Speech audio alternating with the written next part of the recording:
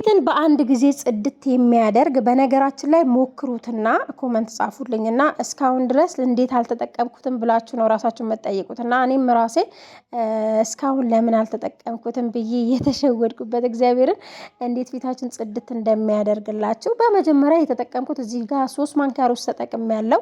በሁለት ግብአት ብቻ መጠቀም እንችላለን። ሁለቱ ግብአት ከሌላችሁ ከሁለት አንዱ ካላችሁ በአንዱ ብቻ መጠቀም ትችላላችሁ። በነገራችን ላይ ማለት ነው ያው ሰው እንደ ቤቱ ነው ማለት ነው።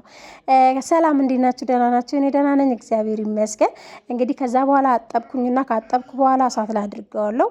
ሩዙ ትንሽ እስከሚበስል ድረስ ጠብቃችሁ ከበሰለ በኋላ እዚህ ጋር 3 ማንኪያ ተልባ እንደገና ተጠቅሜያለሁ። አንድ ላይ ያቀላቀልኩት ተልባውና ሩዙ እስከሚበስል መጠበቅ አለባችሁ ማለት ነው። ውሃ ደግሞ ቢያንስ 1 ብርጭቆ ከግማሽ ጨምሩ። እዚህ ጋር ጄሉ ራሱ ሲወጣ ተልባው ብዙ መቀቀል አያስፈልገውም ማለት ነው።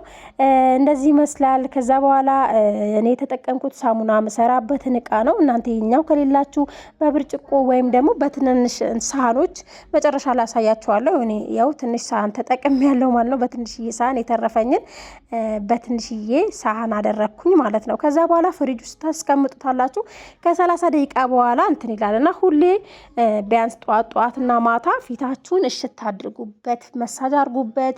ፊታችሁን መሳጅ ማድረጋችሁን እንዳትረሱ። በዚህ አጋጣሚ ፎሎ ማድረጋችሁን እንዳትረሱ። ፎሎ አድርጉኝ ማለት ነው። ቻናሌም የገጠር ልጅ ብላችሁ ሰርች አድርጋችሁ ሰብስክራይብ አድርጉኝ። ምን ችግር አለ? እና ከዛ በኋላ ፊቴን እንደዚህ በደንብ ከተቀባው በኋላ መሳጅ ካደረኩ በኋላ ማታ አካባቢ ነበር። ከዛ በፎጣ ነው የጠረኩት። አልታጠብኩትም። መታጠብ አያስፈልግም። ከዛ በቀደም የሰራሁት ይሄንን ክሬም በነገራችን ላይ ብዙዎቻችሁ ወዳችሁታልና 300 ሺህ ሊገባ ነው ቲክቶክ ላይ።